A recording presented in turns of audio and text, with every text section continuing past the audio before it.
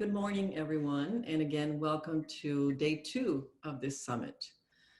I am super honored and humbled to introduce a friend and colleague who truly represents the strength of our mothers, sisters, cousins, and sister friends, and how we show up to speak truth to power. Well, in today's world, this is no small feat, right? We're starting to share information about truth and it gets hit by denial or shame. And so today we are recognizing a woman that by standing with information, by standing with truth, that could save all of our lives and providing basic public health information to help us manage the impact of this horrible pandemic and what it's meant to our communities is in fact threatened by others who don't want to hear information or truth, or it's felt like someone is controlling their lives. So we live in a world right now that public health is thought of as the enemy. So we want to make sure that when we represent ourselves, that we have someone like Barbara, Dr. Ferrer, in front of us, because she has shown the power that we are all carrying at this time. And it's exhausting. So without further to say, let me introduce Dr. Ferrer as the recipient of the Lark Social Justice Achievement Award for her commitment and leadership in addressing equity and public health during this COVID-19 crisis. Barbara Ferrer is the director of LA County Department of Public Health. She's nationally known public health leader with over 30 years of professional experience as a philanthropic strategist, public health director, educational leader, researcher, and community advocate. Having worked at several large government entities and foundations, she has proven track record of working collaboratively and equitably to improve populations' outcomes through efforts that build health and education equity. The Lark Social Justice Achievement Award was established to honor CHC's founding director, executive director, Lark Galloway Gilliams, because of her passion and commitment to social justice. And I personally carry, along with my team, her legacy. And it's important for us to be building upon those shoulders of someone like Lark. Dr. Ferrer represents that. The purpose of the award is to recognize and commemorate an individual, group, or organization that passionately promotes social justice and equity and achieves equity in environmental and community resources to improve the health and well-being of under-resourced populations. Thank you, Dr. Ferrer. And now we'll hear her words. Thank you so much to Community Health Councils for blessing me with this extraordinary honor of being presented with the Lark Award, named after your late founding executive director, Lark Galloway Gilliam. After founding CHC in 1992, following the LA riots, Lark and her team were visionary in addressing the driving factors influencing health outcomes.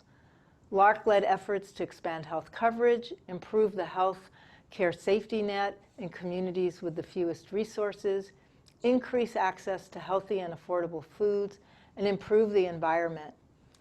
Her mission to eliminate inequities and to partner with others to build equitable systems serves as an inspiration to me and probably to all of you.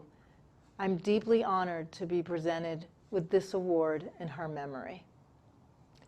I want to start by taking a moment to appreciate Community Health Councils for all that you do throughout our community, especially during these difficult times.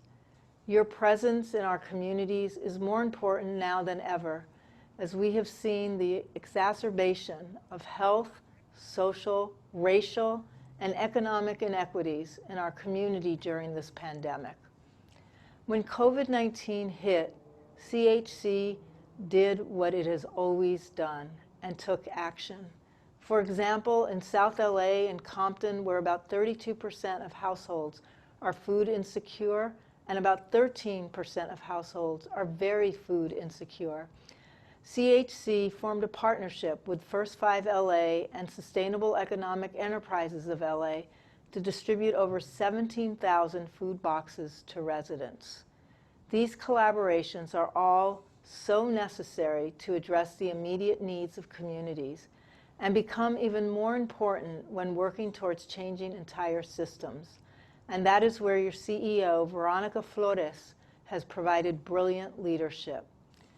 We saw her leadership on display at Public Health in the effort to ban the sale of flavored tobacco. CHC engaged and organized with community members and organizations through their Health Kids Zone Partners and Ambassadors program about the harmful effects of flavored tobacco products on children and teens. By organizing and working together, the ban on flavored tobacco was passed late last year. Thank you, Veronica, for your unwavering determination on so many important issues and for working toward a more just society. CHC has always been critical in promoting the health of our communities, especially those facing the greatest inequities, and we are blessed to have you as a partner. And lastly, because there's nothing I have ever accomplished by myself, I owe a debt of gratitude for the many people who cared for me, patiently taught me, helped me get back on track when I misstepped, and were my eyes and ears when I didn't see the way forward. A million thanks to my wonderful family, amazing friends, brilliant DPH colleagues, and great county and community partners. I know this day is day one of your summit, so I want to take a moment to say how grateful I am to everyone in attendance.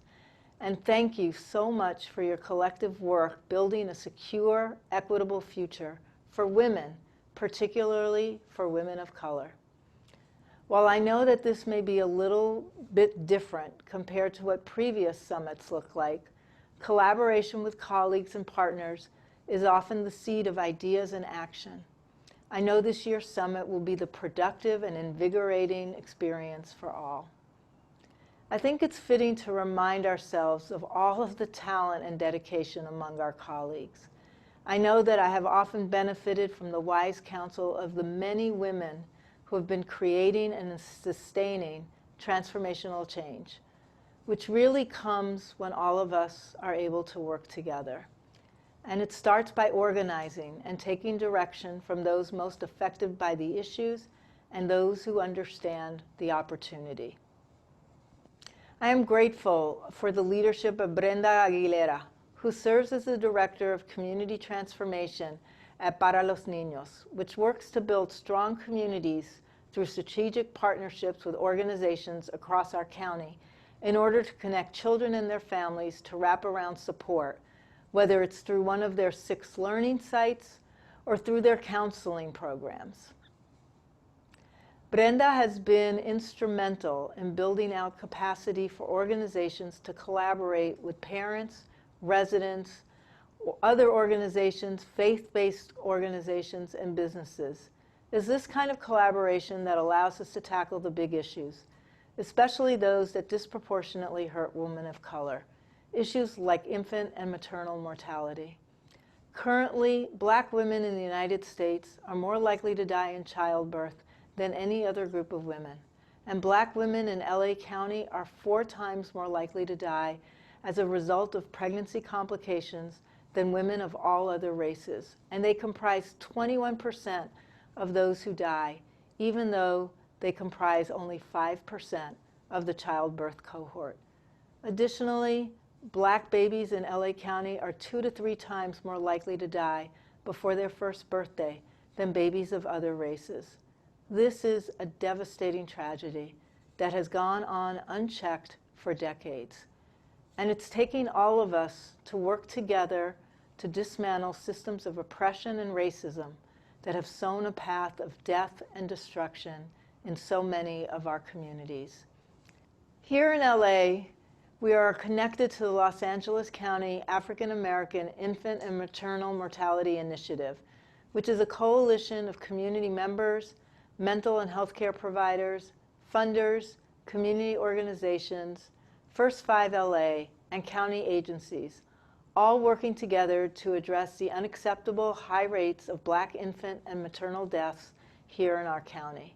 I want to I want to pay tribute to California State Senator Holly Mitchell, who has shown brilliant leadership on reducing these gaps here in LA County.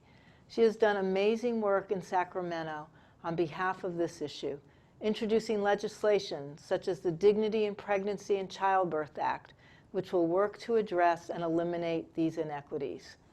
And over the last 7 months, we've also seen our county's most vulnerable children experience disruption of educational opportunities because of COVID-19.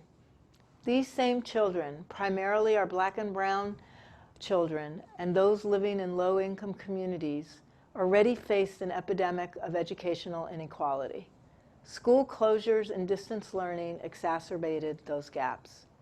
We all know there's no replacement for students being in the classroom, but there is more that can be done to make distance learning as effective and equitable as possible until we can get everyone safely back on campus.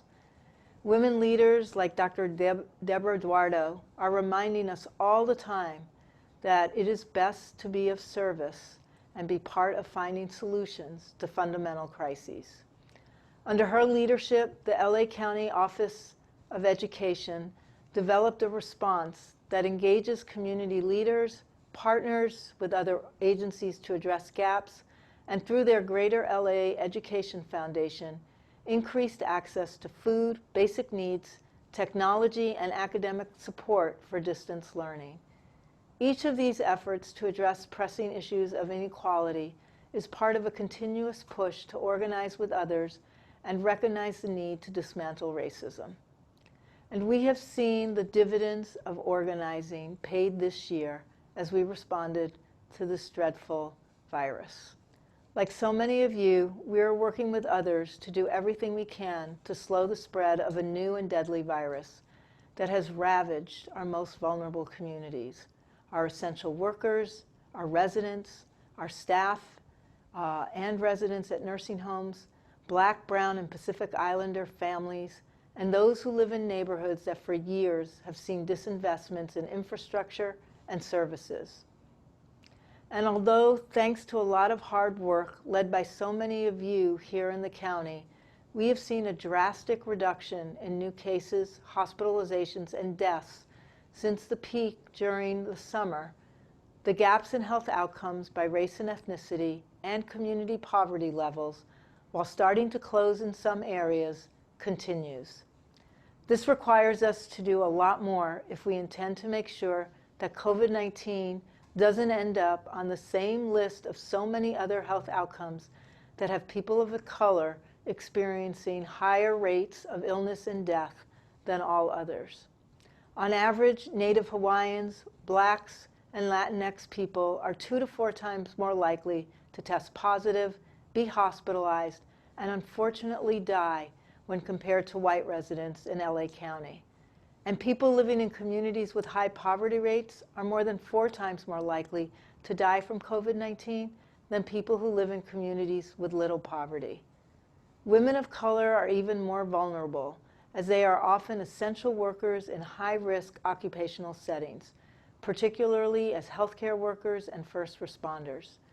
The vast majority of healthcare workers who tested positive for COVID-19, 68% are women. Almost half are Latinas and Latinx, 15% are Asian, 11% are white, and 7% are Black. While this in part indicates the composition of the healthcare workforce, it also remains an example of how women of color are disproportionately impacted by this virus. These healthcare workers are truly among the heroes of the pandemic. They have been at the front lines, courageously battling and treating patients from all across our county from the very beginning of the pandemic, even when there was so little that we knew about this virus. And I know LA County deeply appreciates their commitment, and together we mourn every healthcare worker who has passed away from COVID-19.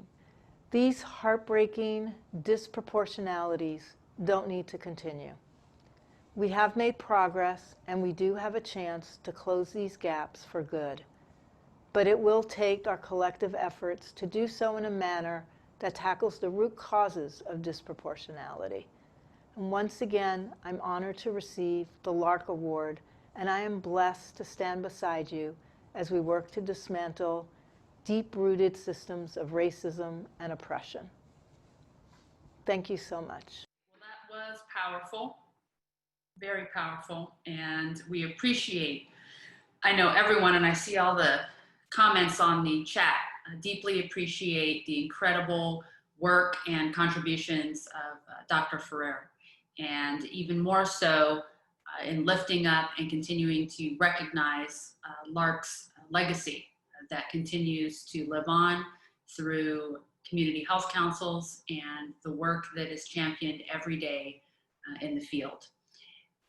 For our next session, which I'm really excited about, The Price of Motherhood in South LA, is a study in partnership with LA Care Health Plan, who supported funding for this study, around how, the lack of economic access and economic harm, how that impacts mothers, particularly in South LA. What we've learned over the last few years is there's a lot of aggregated data around how systemic racism impacts communities of color, in the housing areas, in the wage gap. But again, the data is aggregated, so it's not very place-based. And so what we wanted to do was really look at South LA in particular and get a firsthand information from about 100 Black and brown women living in South LA on how, their month-to-month and daily living and their access or inaccess to resources impacts them. Today and yesterday, we heard folks talk about Lark's legacy, and when the LA uprisings happened in 1992 and the formation of community health councils and the critical focus on health, on food, on the built environment. I think that in the last few years, what community health councils has started to add on to under the leadership of Veronica Flores is now an additional focus on that lens of economic resiliency and economic access and economic development within the community. And that is what this first panel is really going to be focusing on, is talking at a deeper level about those challenges and how they are specifically impacting our mothers. And you'll hear a lot about the hope for the future, which is clearly something that was a struggle prior to COVID and the current economic downturn, and is continually exacerbated every day, as you heard from Dr. Ferrer, as we are all working collectively to mitigate the immense harms that are coming down the pike, disproportionately impacting families and communities of color at this time.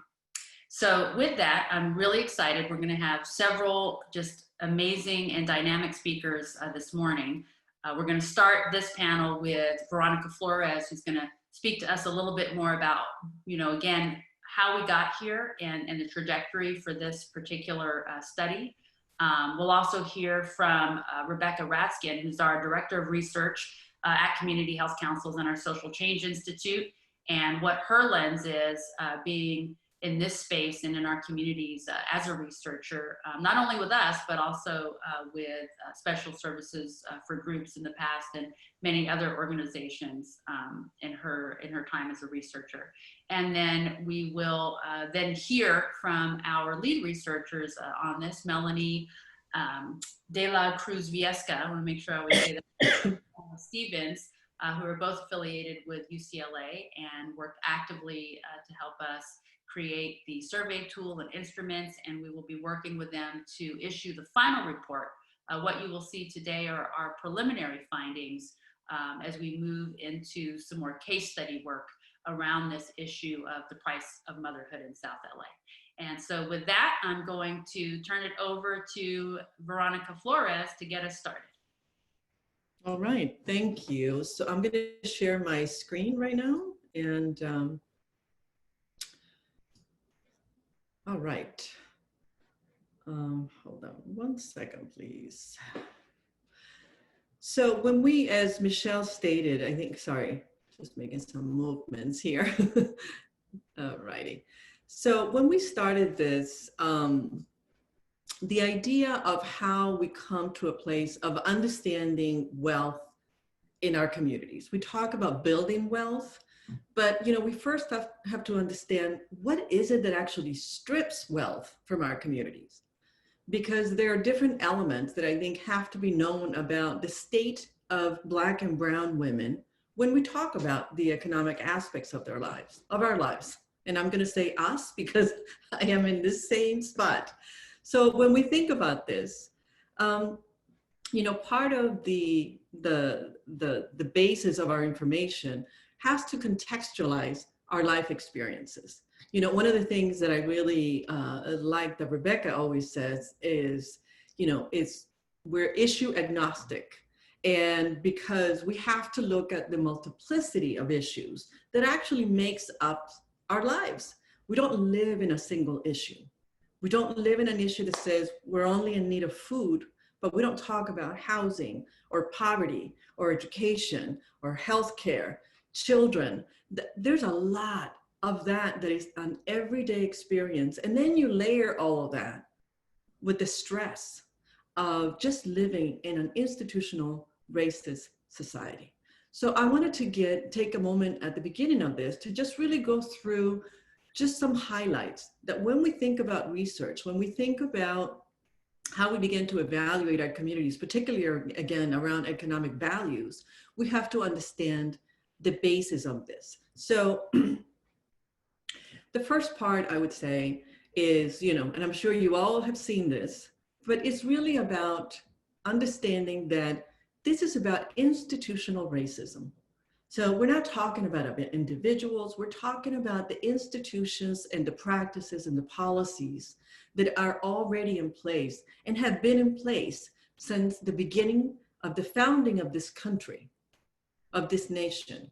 And so this is not something that just started 50 years ago, 200 years ago. Our people go back 500 years ago. This has been in existence since US was launched. And this enterprise, as I call the US, was launched. So how do we look at this? We have to understand that there's a foundation to that. And there are impacts that come out of this. And one of the things that Dr. Ferrer mentioned a few minutes ago, all of the systemic issues have real implications for our lives. And these are just two. Black women are 2 times more to 6 times more likely to die from complications of pregnancy than white women, depending on where they live. Latinx women contract cervical cancer at twice the rate of white women. So these are just, again, there are a lot of issues about why we end up here.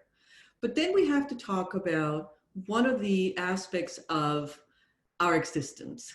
Since the 1800s, the first discussion came into being about scientific racism. 1800s, and this is still part of our lexicon. This is still part of our research methodologies that are still looking at scientific racism. When we heard the debate this past week, and the president was asked to condemn white supremacists, white terrorists, he couldn't, he wouldn't. There's an entire movement that we've seen. And therefore, when we look at all of the racial uprisings that are happening right now, scientific racism basically tells us that people of color don't have the same abilities as white people, that we are less of a race because we are not white. So indigenous, Black, Native, all of us sort of fall into this one category. And so when we think about this, and we have to understand what that foundation has meant to our literature, to our education, to our medical system, that if scientifically someone can say we are different in a way that just only shows our deficiencies, That is something we have to be aware of. When we read data, when we read the reports, when we hear the news, understand that this has been around since the 1800s. Another area, and I'm just going to go very straight up, sort of breaking it out because I just want to make sure and bring it up. Another area that we're going to spend a lot more time at CHC in the next year as one of our research development pieces here, because it really impacts the way we think about our society. And I'm going to talk about resilience. So when we hear about resilience, right, resilience is defined as the psychological capacity to adapt to stressful circumstances and to bounce back from adverse events. The problem with this is that there's an expectation, just put on your big boy, big girl hat, and just, swallow it and move on. And so all of that is part of our lives. If we were in bed crying every time we experience those horrible impacts of direct racism that many of us have experienced on a daily basis and sometimes, where we heard yesterday from residents that are participants in some of our programs, and Miss Lydia spoke, and I just, and she talks about the killings of her family members, of her neighbors. Killings for no reason at all. Black young men. And this woman stood there yesterday talking about her commitment to community, her hope for community, her involvement for the last 30 years in trying to change her community. Well, we look at that and we say, she's got great resilience. What a great thing. And that thick skin that we begin to build as we build resiliency, there's also a negative impact of that.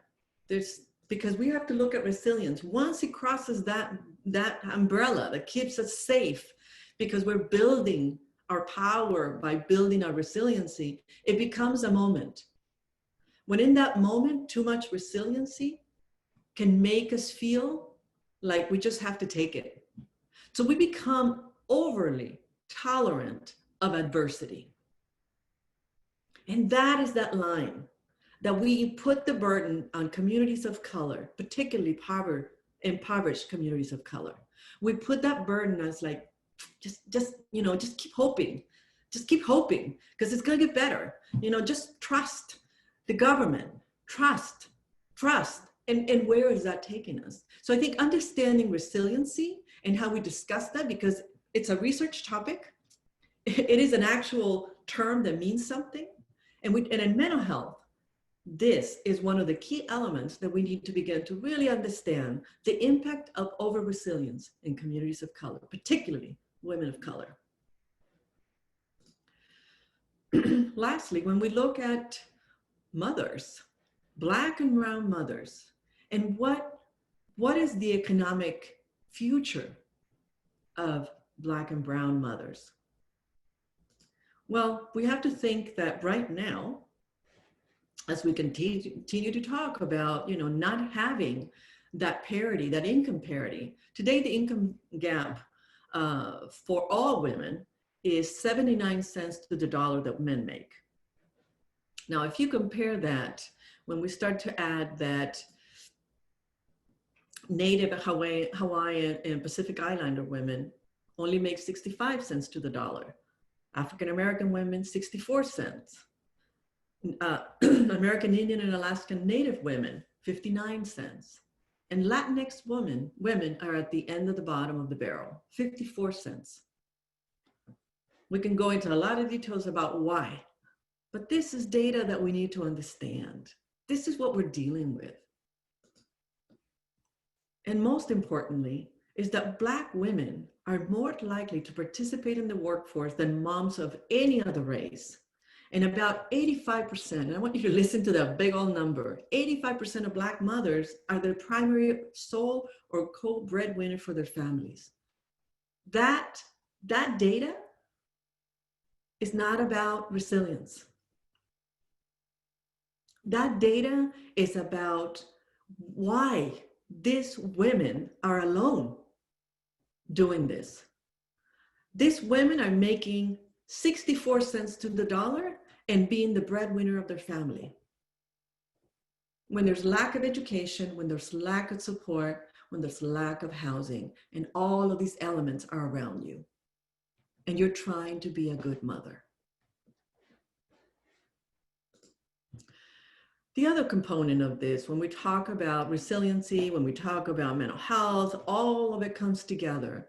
You know, data now shows that institutional racism has an impact on our DNA. That in fact, our DNA actually changes for the constant stress that someone lives every single day, right? It's constant. That at some point begins to change who you are. And people say, why are you so angry? It's like, why am I angry? At some point, that anger is either going to destroy you or you're going to say, I need to do something with this. Hence, a lot of us on the line today, working in the nonprofit sector, being activists, we find other ways to support our communities. But we have to remember the other stressor of this is that when mothers have to have conversations with their children, when Black mothers must talk to their sons, their Black sons, about how you need to be when you walk out your door. But then Breonna Taylor. And what is that? It doesn't matter if you walk out your door. They can step into your own house in the middle of the night while you're sleeping and kill you. And I don't mean to be dramatic over this. This is exactly the experiences of women of color every day. When Latinx mothers have to talk to their children because they might be undocumented. I know my parents talked to me about that when we first came to this country. Don't meet with other children. Don't gather in the corners. Make sure you only speak English. You know, no, you don't need to be speaking Spanish. And we weren't allowed to even watch TV or read anything in Spanish for a year because we needed to learn English so that we wouldn't be targets. So there is a lot to what we need to think about when we think about the mental health of women of color. And then, and I'm not going to read this, I mean, you'll get all of these, but, you know, one interesting study that 2017 actually, that looked at the causes and effects of women's wealth gap. And, you know, when you think about words that come up for me, like we know all this stuff already, right? Wealth inequality, that women have lower levels of financial knowledge than men. Why? It's not that we can't do it.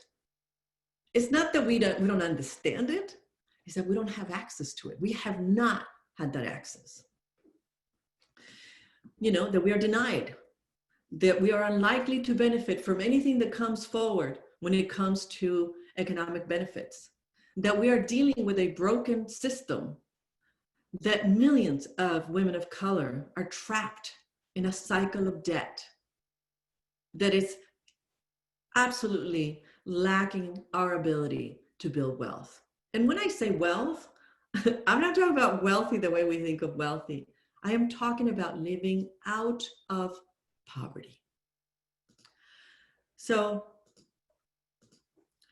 how do we build this tapestry of solutions? And so today we wanted to bring everything that happens this afternoon for the rest of the day is really about solutions. And so we have to talk about pay equity. We have to talk about access. We have to talk about how we support women of color building their credit scores so that they are able to participate in these economic opportunities. How do we decrease barriers for women of color? How do we expand opportunities? Because bottom line is, if we don't own property, if we have no say in how in a space where we are considered owners, nobody cares, not even our public officials. How do we expand the capacity of women's wealth? How do we increase women's access to retirement savings? How do we make tax subsidies for women, more accessible. And then lastly is regulate what we're going to talk about today, which are the wealth stripping products and services. So we must target solutions based on an understanding of where we are, because ultimately women of color, and this is completely by evidence and certainly not just my opinion, but women of color, we know by evidence that if women of color can thrive in an economic environment, the rest of society benefits tenfold. And we'll go into data later, but this is all based on evidence. So I want to move now to introduce, well, as Michelle will take over from here, but move on to our panel. And I think this is a great opportunity. We would love, again, as usual, lots of questions. This is just the beginning of this conversation. Thank you. Thank you, Veronica. And that was a powerful presentation. You know, certainly speaking from the heart. I think it's always difficult for me when I'm listening, because I have raised, you know, 2 Black sons, and that has been a, you know, huge trial. And I know there are a lot of other mothers on the line who share the sentiment of what a difficult time it is for us just to see our partners or our children, you know, walk out of the door has always been a stressful time. But yes, especially after hearing the President of the United States tell the Proud Boys to stand back and stand by, it's even more difficult to watch your family members walk out of the door and have the assurance that you're going to see them come back through that door again. So thank you for that presentation. And with that, I'd like to spend some time hearing from Rebecca, our Director of Research. She has been a critical part in helping us really form, you know, our thoughts around this study as we went into it. And later on, when you have an opportunity to see the slides and hear from Melany and Pamela, I think that you'll see that we really tried to have an approach that was not just inclusive of some of the things you usually hear about, right? You know, like, are you on food? You know, are you getting EBT? And, you know, do you have problems paying your rent? And it's like, yeah, we know that, right? We all know that. These are the struggles that, you know, many of us have experienced, you know, with our families. My mom was a single mom. You know, I know all the things that she went through, you know, homelessness off and on. You know, there were a lot of things that happened. But really what we wanted to get at as well was, and how has that impacted your ability, you know, back to this idea of resilience, right? And what does that really mean? You know, and so one of the key questions we asked the mothers was about their hope for the future.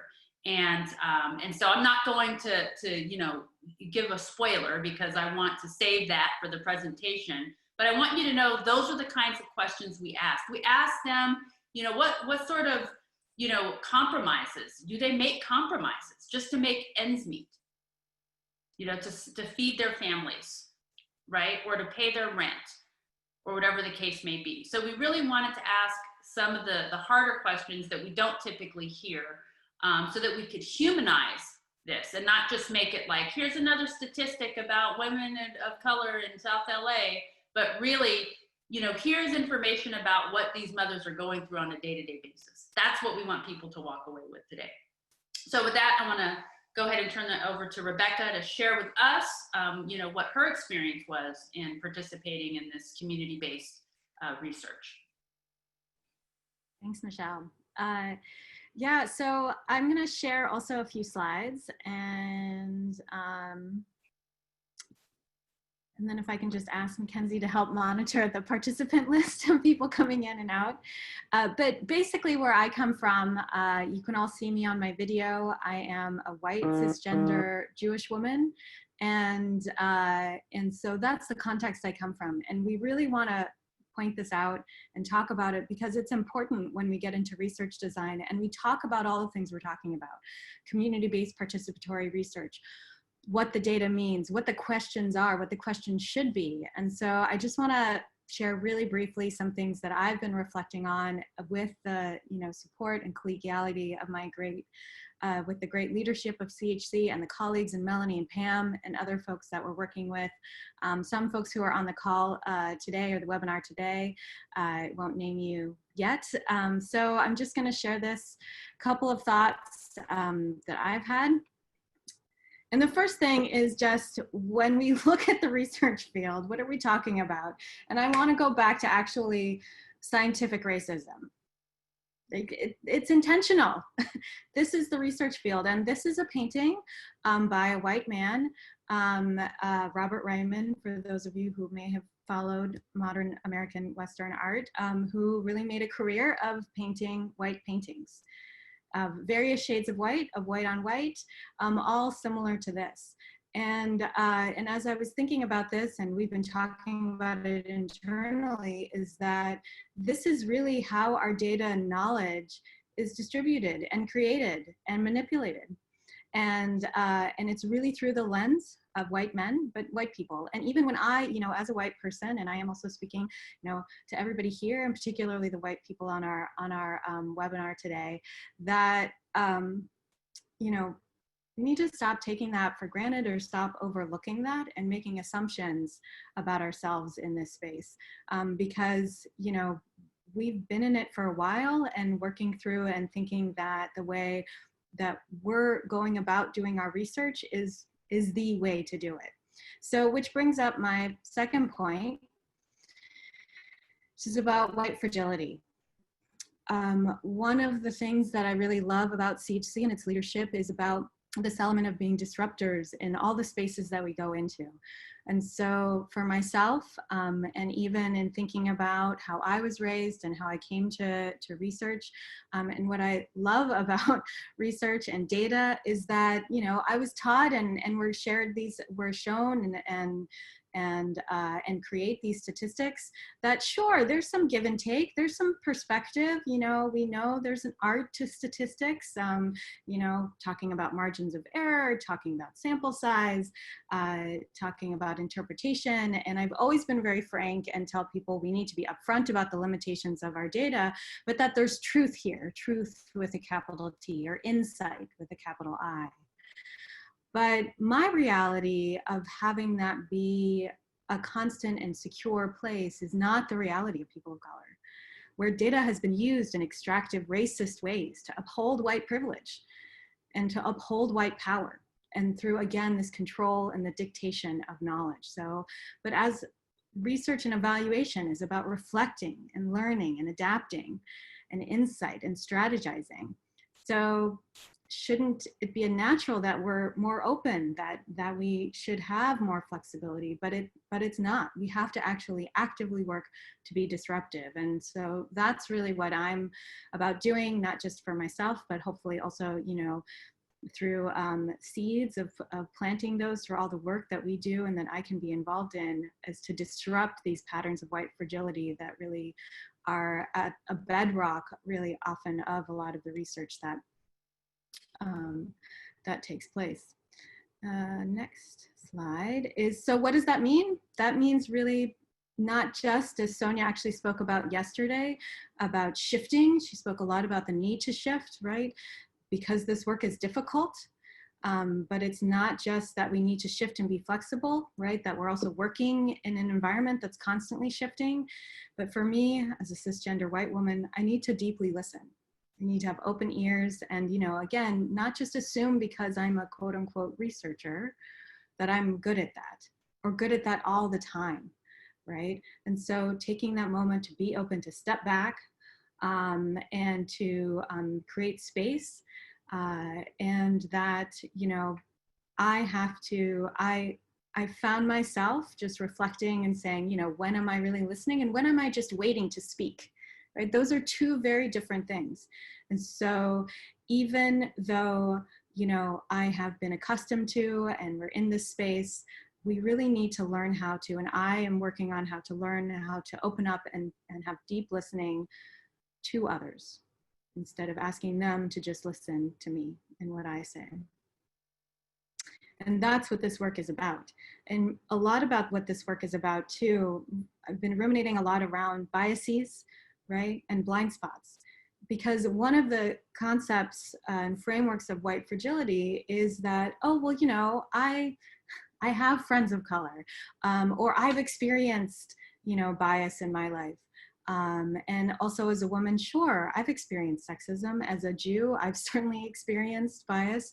But again, I've got lots of blinders on, and I've been running around or driving around like a big fat semi-truck without the right rear view mirrors to be looking for those blind spots. So I've been looking at and how to install different mirrors on different parts, and how to think really intentionally before I'm speaking, knowing that, you know, sometimes I'm gonna move into a lane without looking, right? And hopefully gather people around me who will help me to see those and point those out. And again, part of that is in the design and in the questioning and in the interrogation of the work that we're doing. And so I'm so excited to be talking about the work today and the questions that we asked, and really getting into strategy, which leads me to the last point around this work that we're doing, and particularly just calling back what Michelle was saying and what Veronica was saying earlier, is that we need to start to ask new questions. We need to start to get beyond the obvious and question even the types of questions we're asking and the methods in which we ask them and the overall approach, and say, what is racist about what we're doing? Because we've just been doing it all the time. And so, you know, we have to question the validity of our tools and practices. You know, certainly I still use them, we still use them, but we really try to adjust them, to change them, to interrogate them, to pick them apart, and to see, okay, what's working for us in this place and what's not working, and disregard the aspects of the questions that don't work. As Michelle said, you know, some of the things we know, and some of them, let's face it, we need to have further research for context. But where are we really focusing our attention, and how are we opening up, you know, and how are we opening up also to how we look at the data? I've recently been having conversations with folks where, you know, maybe looking at the biggest pieces of the pie is not the way to go about interrogating and confirming, but it's to actually look at the whole pie and say, who's at the low end, who's in the middle, who's at the top, and look at the totality of that, and saying, if we're looking for equity, shouldn't everybody have an equal piece of whatever pie that we're looking to distribute? So I'm questioning all of these things. I'm listening and I'm looking for blind spots, being open to others' criticism, and really questioning the nature of how we use these tools to make sure that we're asking the right questions and doing it in the right way, so that we can really learn, so that we can gain new insight to create strategies that actually really address these systemic problems across different issue areas. And this work, this Price of Motherhood study, represents a step along that path.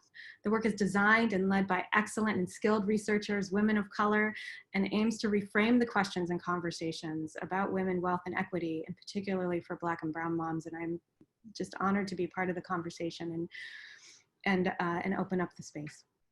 So thank you. That's awesome. Thank you so much, Rebecca. We deeply appreciate your candor and your willingness to be in the space with us and to listen and to learn. And we're, you know, again, excited to move into really hearing more about the study itself. So without further ado, I'd like to introduce Melany, who is just a phenomenal scholar and actually has published numerous pieces of work around wealth inequities and communities of color. So with that, I will turn it over to Melany. All right. Well, thank you to the Community Health Councils and Social Change Institute for the opportunity to collaborate on and be part of this important and much needed discussion on women, wealth, and equity. Good morning. As Michelle mentioned, I'm with the UCLA Asian American Studies Center, one of the 4 ethnic studies research centers at UCLA established in 1969. I'm also with the Closing the Women's Wealth Gap National Network, where I serve as the chair of the research working group. First, a big thanks to Michelle, Veronica, and Rebecca for beautifully setting the stage for me. I can't stress enough how critical and significant it is to be collecting data on Black and Brown mothers in South LA. Oftentimes we have data for women at the national level, so having data on women of color at the local level speaks volumes. Several years ago, I was part of a research team that analyzed data from the National Asset Scorecard for Communities of Color. It was funded by the Ford Foundation and produced this report, The Color of Wealth in LA. It was the first, and I believe the only time wealth data has been collected at the local level and disaggregated by certain race and ethnic groups for LA, demonstrating the importance of local asset markets. As we've seen in recent years, the gap between the rich and the poor has increased immensely, with the richest 10% of Americans taking home 48% of all domestic income. And this is why capitalism needs to be reformed and why we need a new vision for the economy, and one that ensures all individuals flourish in the future. When we look at wealth, we're looking at it as defined as the total value of a person's assets minus their debts.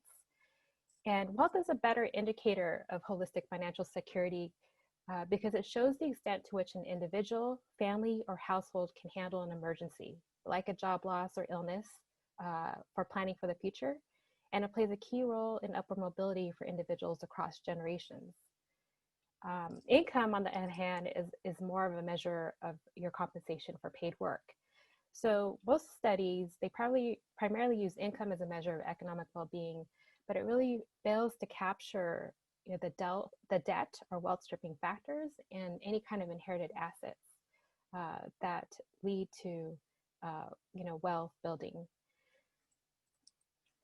From our study, you'll see that the first graph shows the median net wealth that we found in LA, and then the graph on the right shows the median family income. And so very different, when you look at wealth versus income. And this is why we really need to start examining more issues around wealth status.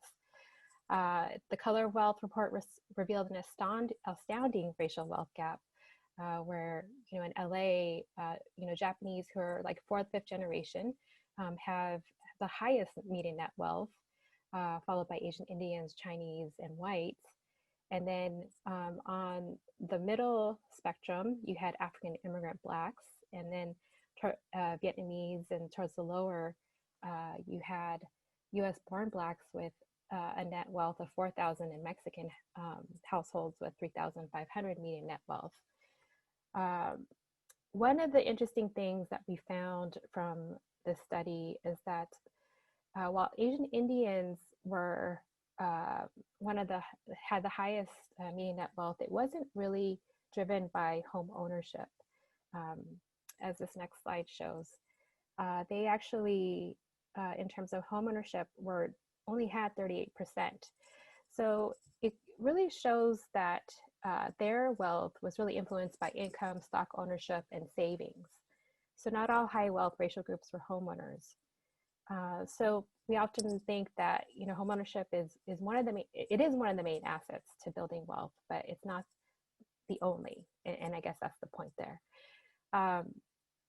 What we found here on this slide is when we looked at differences by immigrant status, a more nuanced picture emerges. Again, when we looked at the median net wealth of African immigrants, 72,000. For US born Blacks, it was 4,000. When we looked at US born Mexicans, the median net wealth was 58,000 compared with immigrant Mexican families at 3,000. And so, this goes to show that there's, major within group differences as well by immigration and ethnicity. And so there's just a lot of nuance when we think about this work and what does it really mean to close racial wealth gaps. We found that the typical US born Black or Mexican family had 1 cent for every dollar of wealth held by the average white family. For Vietnamese, it was 17 cents for every dollar of wealth owned by a comparable white family.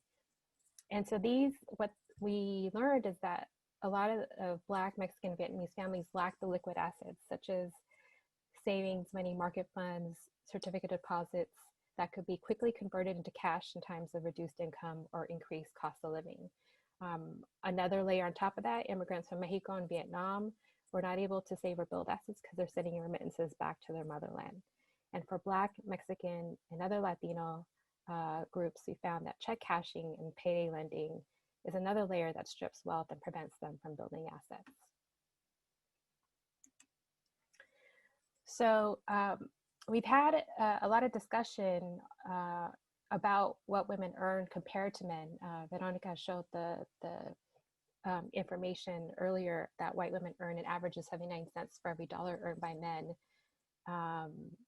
And they only own, but when you look at wealth, they own a stunning 32 cents for every dollar of wealth owned by their male counterparts. And this gender wealth gap is especially acute for Black and Latina women who own pennies on the dollar compared to both white men and white women. And we'll only probably see the gender wealth gap worsen as the economy continues to be hit hard. But as it's these moments of crisis that prevent an opportunity for social, health, and financial racial justice advocates to collaborate more and work collectively to bring about real change. So now that you have an understanding of the racial wealth gap in LA, let's take a deeper look at some historical key moments that contributed to wealth stripping in South LA. This slide right here shows how the Federal Housing Administration redlined South LA. And redlining, along with restrictive covenants, because of these practices, there were very few places where Blacks could live. And one of the only areas not covered in these restrictive covenants extended from south of downtown LA along Central Avenue all the way to Slauson. So as historian Steve Izzardari states, by 1940, approximately 70% of the Black population of LA was confined to Central Avenue corridor and relied upon the avenue to meet all of its social needs. In the 1960s, what we also start to see is the federal subsidies for urban sprawl that led to disinvestment in the central city and increased the development of suburban areas. This led to white flight, in which many of the wealthy and white abandoned the central city for the suburbs, leading to a major reduction in the tax base, as employment and commercial growth would also follow and create a spatial mismatch for poor residents of central cities, as Manuel Pastor, professor at USC, has cited. From 1950 to 1960, we also see that the Black community's relationship with the LAPD starts to deteriorate. There was a notorious chief, William Parker, from 1950 to 1966, who promoted racial profiling and aggressive policing and harassed businesses and patrons along Central Avenue so frequently that his policing methods led to not only breaking up Central Avenue's vibrancy, but also led to the 1965 Watts riots. Another blow to South LA was when the California State Highways Commission campaigned to build the I-10 freeway through the heart of South Central LA. The path for Interstate 10 was especially troubling because it cut through a 500-foot wide section of West Adams known as Sugar Hill. Sugar Hill was considered one of the most beautifully well-kept neighborhoods of African Americans anywhere in America. Ultimately, Interstate 10 was built through several Black neighborhoods, destroying hundreds of homes. And in the 1980s, we see the wave of plant closures led to major Black unemployment and poverty rates throughout the decade. The deindustrialization, deregulation, and global economic restructuring of the economy led to major disinvestment in South LA. These conditions contributed to the rise of the crack cocaine economy. During the first year in office, President Reagan cut the budget for public housing subsidies and Section 8 in half. And so by the end of his term, federal aid to city budgets was reduced from 22% to 6%, representing a major shift from the pro-urban and public investments made by previous presidential administrations. So the growing economic disparity in South LA caused by corporate restructuring and government deregulation produced this widespread feeling of frustration and powerlessness and because poverty still remained, what we see in the early 1990s is along with the King beating verdicts and police force abuse that was similar to 1965, sparked and set off a cumulative resentment in a violent expression of collective public protest. The difference between the 1992 King riots and the 1965 Watts civil unrest was that there was a multi-ethnic involvement of Koreans and Latinos, demonstrating that tensions were not limited to segregated Black neighborhoods. So in the aftermath in 1992 uprising, organizations such as community health councils were created to address racial disparities and collectively build equitable systems. And so as we imagine now in this day and age, we imagine equitable systems for LA, California, and beyond. We must remember that inequitable systems are ineffective systems. And we need to use the present moment as an opportunity to reset and think differently for how we serve disadvantaged communities. And so I thought that I would just share a short clip from the PBS KCET series City Rising to provide some inspiration for thinking about, how do we go from here?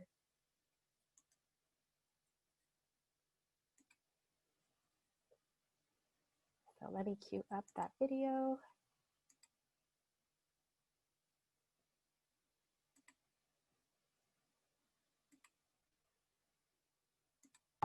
Every neighborhood has to have a different solution. There's not one template that fits all.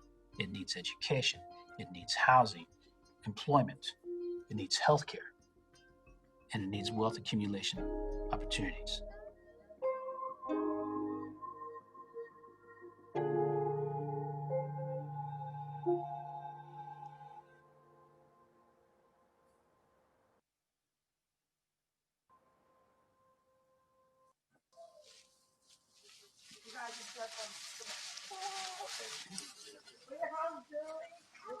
Well, this is your unit right up here in the kids. You remember your room was right there? You want to go up there?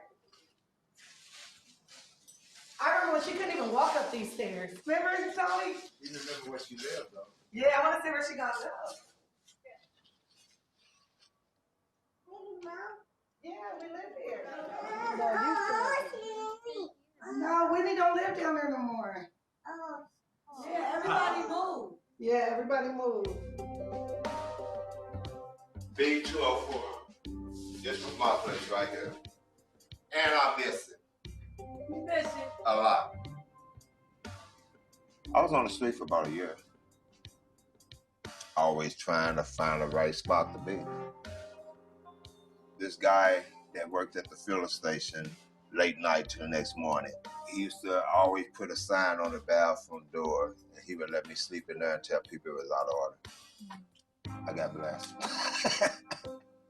I ended up going to the shelter because I got tired of being all in the sun. And then from there, I got my Section 8 voucher to be able to move into Roland Curtis. Roland Curtis is 48 units of subsidized housing. 90% Black folks. Most of the average family had been living in the building for about 10 years. My old apartment, I was here for 7 to 8 years. A lot of positive memories, a lot of positive changes. It was a good neighborhood, you know. Bad part came with when it was time to move.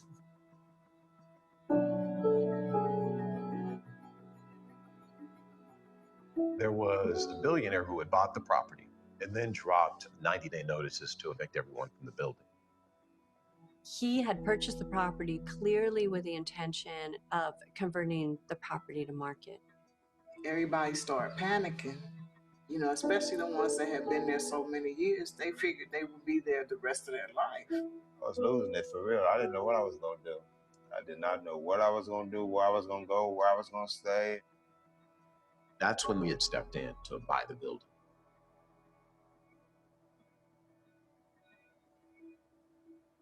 Trust South LA is a community land trust. We are basically a community land bank. We actually come out of a model from the civil rights movement. A group of Black farmers in '69, they were sharecroppers, and were able to get the government to set aside about 20,000 acres of land. They produced their own goods. They were able to create a level of industry for themselves and stability for those families during the civil rights movement. The land trust is structured to remove land from the speculative market. The land itself is controlled by the community, returning land to being a common good. When you do a land trust, you're saying that the land is not going to allow its value to go up and down based on what's happening in the market. When you build affordable housing, you're saying that that housing's value, its rental, is going to be locked in so that low-income people can continue to afford it. We knew going in to the acquisition that we had to redevelop the property at higher density in order to actually pay for it. So we took residents from the building, from the neighborhood and other community stakeholders to produce site plans. The community vision that was created was 3 levels. It's going to be 138 units of all affordable housing. It will have commercial space on the ground floor. There will be a full-service clinic by St. John's. The vision for the new project was all created by the residents themselves and folks who live around Roland Curtis. We believe that this is a model that could be replicated around the country to get in front of these generational issues that continue to impact and destabilize our communities.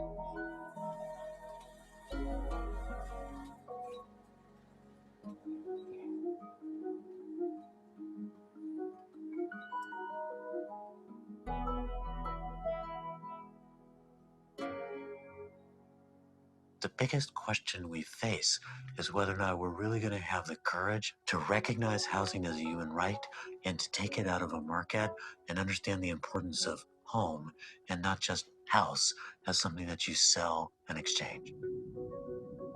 I don't want to keep going from apartment to apartment to apartment, and then I definitely don't want to be living in a worse neighborhood. A nice 2-bedroom house with a front and backyard, you know, in a good area. That's all I want. Anything else, I can make it happen after that. We really have to challenge the systems that have created this environment to begin with. And, you know, in order to really challenge all of those systems, like, we need to challenge the way we've been ingrained to think about our relationship to land and housing and to money, to the economy. And those are some things that we can start doing today. How do you effectively change policies? How do you get to the root of it? We need stability. If we can keep people in place, we can start to increase voter turnout. Okay, if you haven't checked out the City Rising PBS series, it's incredible. Definitely recommend you all check it out. It's available for free online. But with this in mind, I now wanted to turn to taking a look at the preliminary findings from the study of price of motherhood in South LA study. Okay, so let's do that.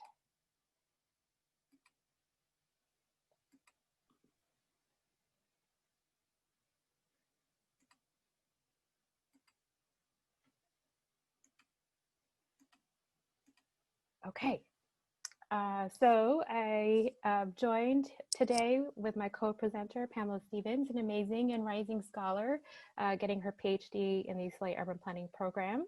I'm going to first go over a couple of the, the methodology that for the study. When we talk about the South LA, these are the boundaries that we used. The area includes zip codes that are at least partially in a 1-mile buffer outside the South LA boundary. And we used, as Michelle mentioned, there were over 100 people who responded to the survey, but there are things that we had to take into consideration when we reported out the results. And so to verify the responses, we made sure that mothers were self-identifying as Black or Latinx, that they were living in or near South LA, as shown on the map, that they completed at least half of the survey to get, the income and debt information that's really critical to understanding, and that there were unique responses verified when the IP address was a duplicate. And so here is just a quick summary of the respondents in the study. We had a total of 81 responses that were reliable. The median year that respondents have lived in the neighborhood is 10 years, but ranged anywhere from 1 to 49 years. In terms of racial and ethnic breakdown, 33% of respondents were Black and 68% were Latinx, or 67% were Latinx. And then when we looked at household composition, 91% of the households had children living within the household, and then 14% were multi-generational, which means they had parents or other relatives living in the household. On average, the median age is 35, with the ages ranging between 16 and 71. In terms of citizenship, it was primarily US born, with 38% being immigrant, 22% of the 38 being undocumented. And in terms of educational attainment, we see that 24% had less than a high school education. The majority had a high school diploma, but no bachelor's degree, and 60% had a bachelor's degree or higher. So now I'm going to turn it over to Pamela. Thank you, and hi everybody. I apologize for jumping in a little bit late. So just to begin, I'll start by describing our approach. So we approach the study by with a set of guiding questions, and I'll use these guiding questions to kind of help us think through the findings and analysis that we're presenting today. So the guiding questions were: what kinds of income and supports do mothers rely on? What contributes to wealth stripping and debt burden for mothers? How does wealth stripping impact quality of life and the sense of mental health and hopefulness for children's futures? And then finally, and more broadly, how does wealth stripping affect mothers in South LA? So next slide. So starting with the first question, what kinds of income and supports do mothers rely on? We found that most, so nearly 2/3, rely on wages and salaries as their primary source of income. Next slide. But we found that 96% rely on at least one government program, which signals that they are generally lower income. And the government programs that they utilize the most are food access programs, which tend to be more accessible than things like cash and housing assistance. Next slide. So knowing that mothers tended to be lower income, we were interested in the ways that they are losing wealth and acquiring debt. And so we looked at this in a few different ways. Next slide. So first, we wanted to consider the regular expenses that mothers have. So for most people, housing costs are their biggest expense. And we found that roughly 3/4 of the mothers surveyed are renters. Next slide.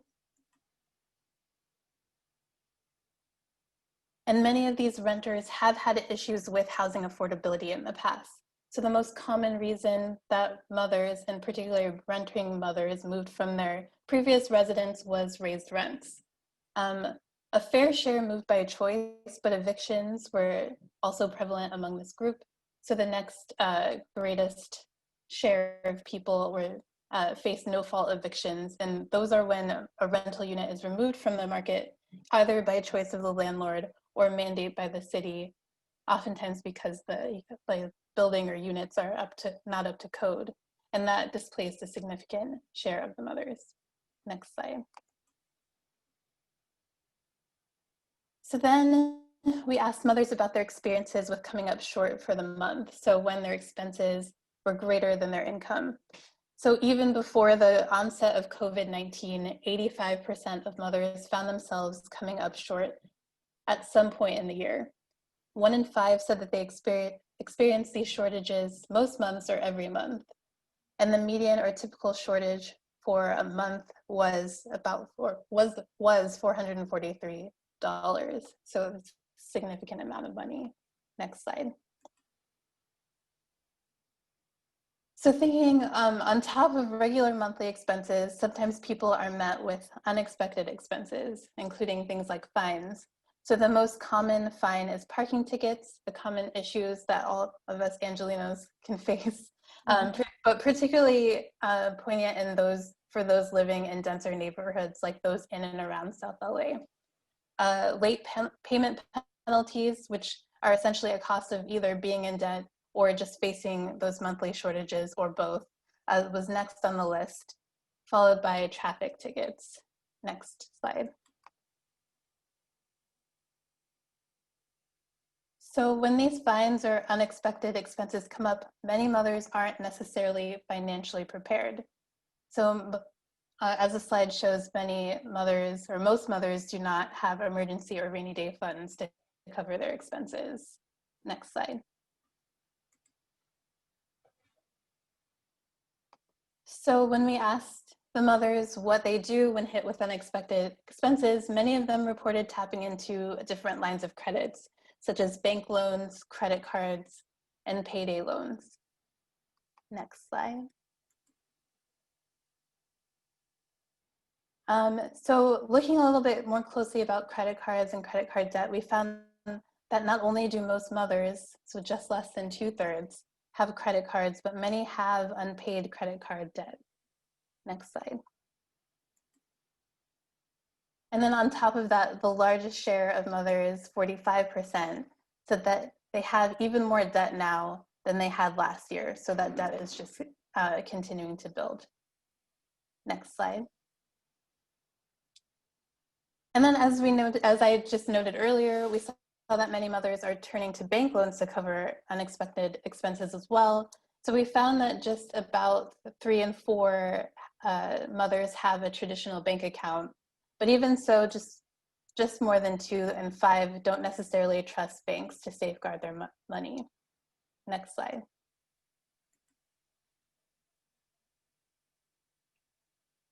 And again, we saw that mothers access alternative forms of credit through things like payday loans and pawn shop loans. And here we show that more than 1 in 4, or a quarter, mothers report using these services. And what was interesting about this group is that oftentimes they had bank access, so they didn't necessarily have access to affordable loans through the bank. Next slide. So that was a lot of information for that section of the findings. So just to quickly sum that up, we found that wealth stripping and debt burden comes from 2 levels. So first, the monthly shortages stemming from regular monthly expenses like housing and other unexpected expenses like fines and fees. And then the next level is the ways that mothers fill this gap between their income and expenses, which tends to be through lines of credit. So the next question we have is about the impacts of wealth stripping on quality of life for South LA mothers. Next slide. And we found that many mothers, 45%, have had to sacrifice to make ends meet for their families.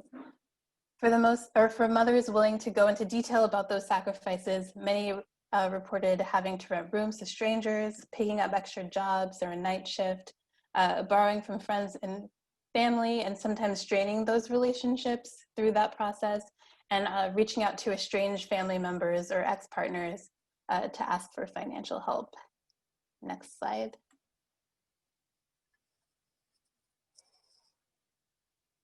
We then asked mothers how often financial stress impacts their mental health, and found that most are impacted at least some of the time, with significant portions being affected very often or always. So 11% of mothers say that their financial worries constantly affect their mental health. Next slide.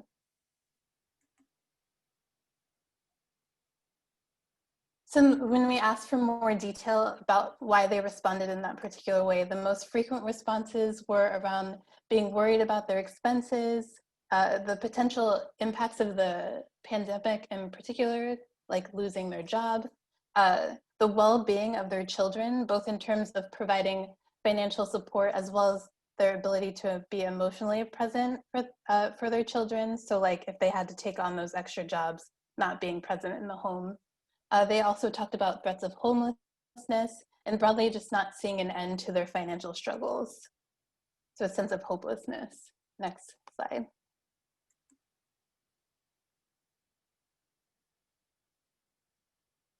So we also asked how hopeful mothers are for their children's financial futures.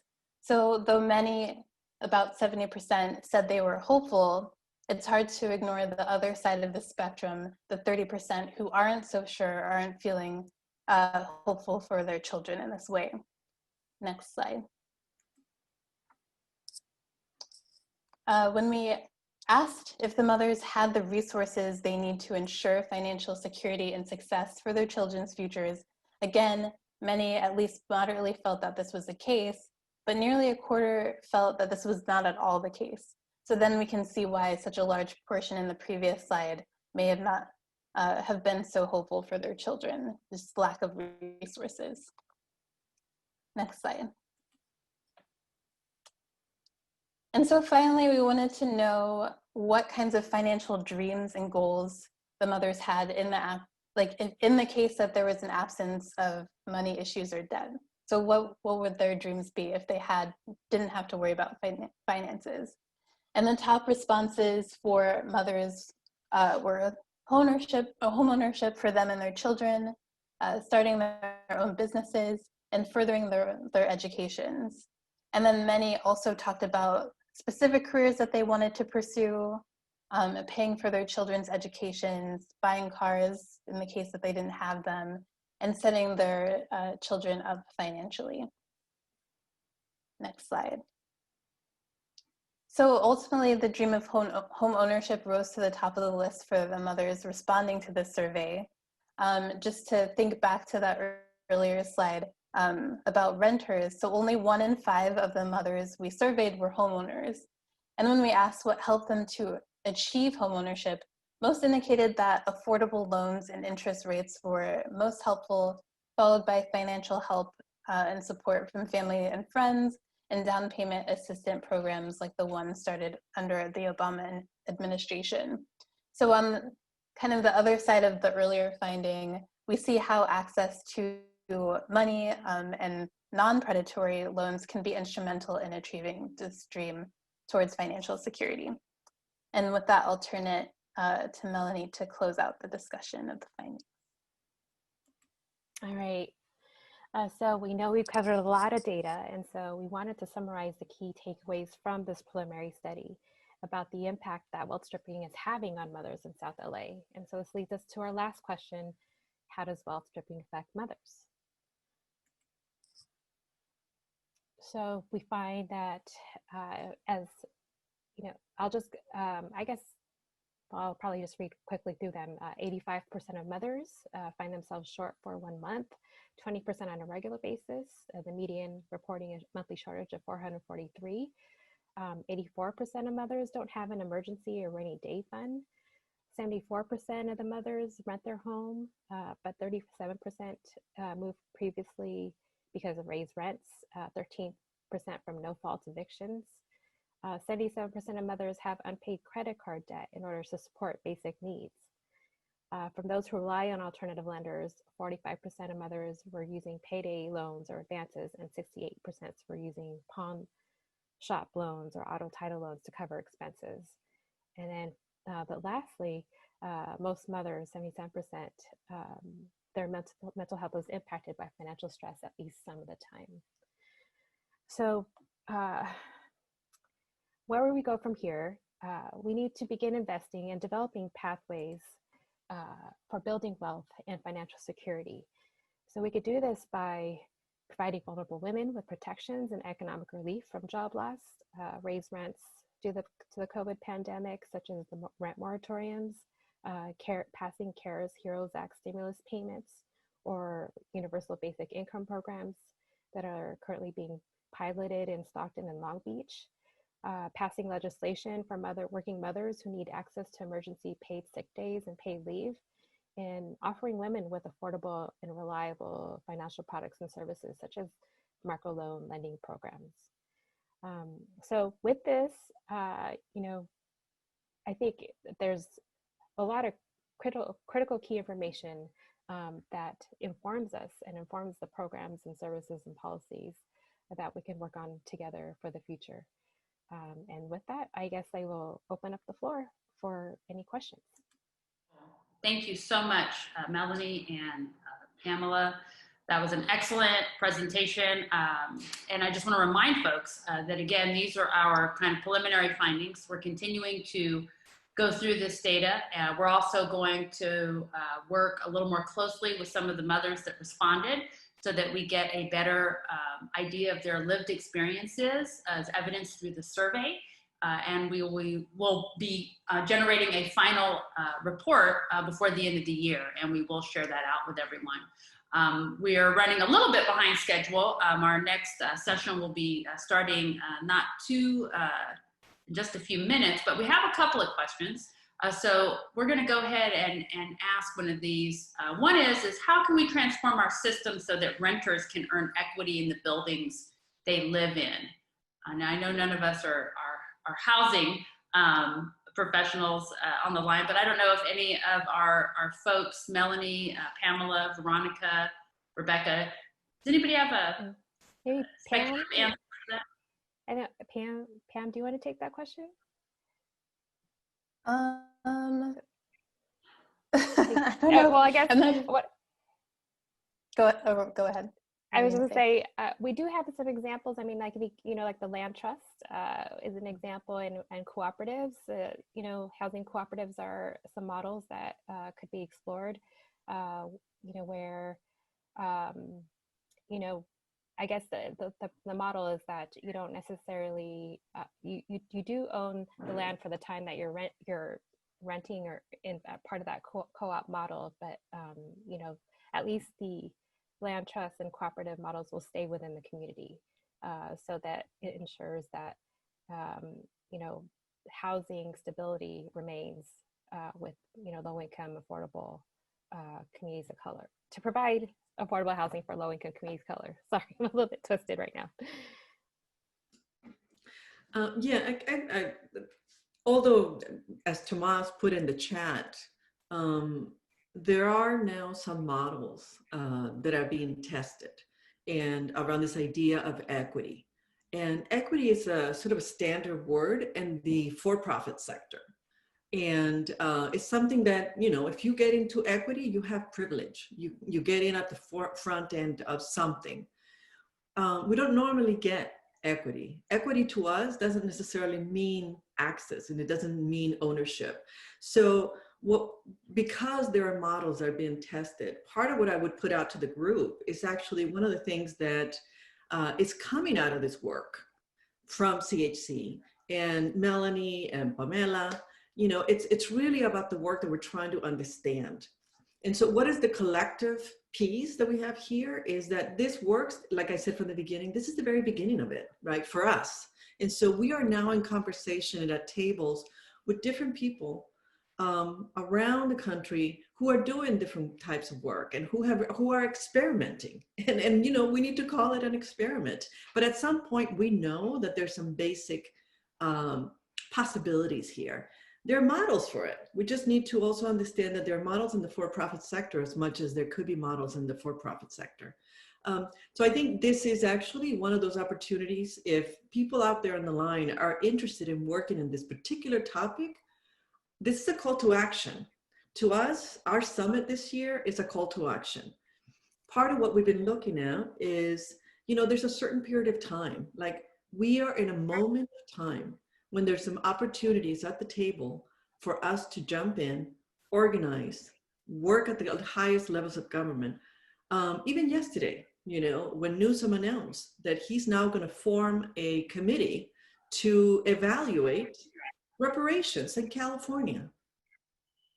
First governor to announce that he's going to do this. This is an opportunity. So it is about us. The reason we're sharing so much knowledge and so much data is because it is about understanding that data and utilizing it for the purposes of good. And so here's the call to action. We'll do a follow-up. There will be more webinars, but there will also be a lot of opportunities for us to collaborate. So I would just close with that. Thank you so much, Veronica. There are some excellent questions in the chat, and I like the conversation. I think people are responding back and forth to each other. I just want to remind people that last year we launched our Coalition on Economic Resiliency to continue to have these types of conversations. That's what catalyzed the study. It has been catalyzing much of the work that we did to support Prop 16 getting onto the ballot. So we really like to think of this effort and our Social Change Institute as an action tank. You know, we're looking for thought partners, but we're also looking for people who want to work with us to advance strategies that they think might be real solutions. And in light of, you know, our current climate and the situations we are in, this is a call to action. You know, this is a sense of urgency. You know, the statistics, again, that you just seen are really real. I know, you know, I often tie in the personal with the professional because I think it's important for us to make a point that we're coming from a place as researchers that we have lived experience as well, which is why we're doing this research, right? And so when you're looking at this data, you know, today I can say, hey, I just finished earning my PhD and I'm happy about that, but that's not where I started. You know, I can remember being pulled over and breaking into tears when I got my 4th ticket in a month, you know, for driving, and knowing I couldn't afford it because it was literally like 3 moving violations. That was the day I decided I would never drive a car again without tinted windows. And the minute I got tinted windows, guess who didn't get pulled over anymore? So when you look at how systemic racism adds to the wealth stripping, it's not just about traffic tickets, it's about how all of these systems are working together to literally strip us of our wealth, right? So like at every juncture, you know, and then I go home and my teenage son has gotten a ticket for, you know, walking across the street in the wrong place at the wrong time. And, you know, so, and it sort of adds up. You know, a lot of the women that we talked to, you know, talked about that, you know, as mothers, you're the one in the family, oftentimes as matriarchs, if you are employed, you know, you're taking care of your immediate family, you're taking care of your extended family. And then the statistics on the housing and the evictions are startling. Like, I mean, those are startling, especially when we just had an article out just this last week about one of the most popular startups is an organization that's helping companies to expedite evictions, and business is booming. Business is booming, people, right? So this is a call to action. And with that, I want to make sure as we go into, you know, switching off and we're about to change this, I want to call out again our Slate for Justice, which is, you know, one of our platforms that we have online right now to get everybody and, you know, to get on the bandwagon of making sure that everybody is, you know, doing their part. So this is our Community Health Council's site. So you can pretty much join us at chc-inc.org/slate4justice.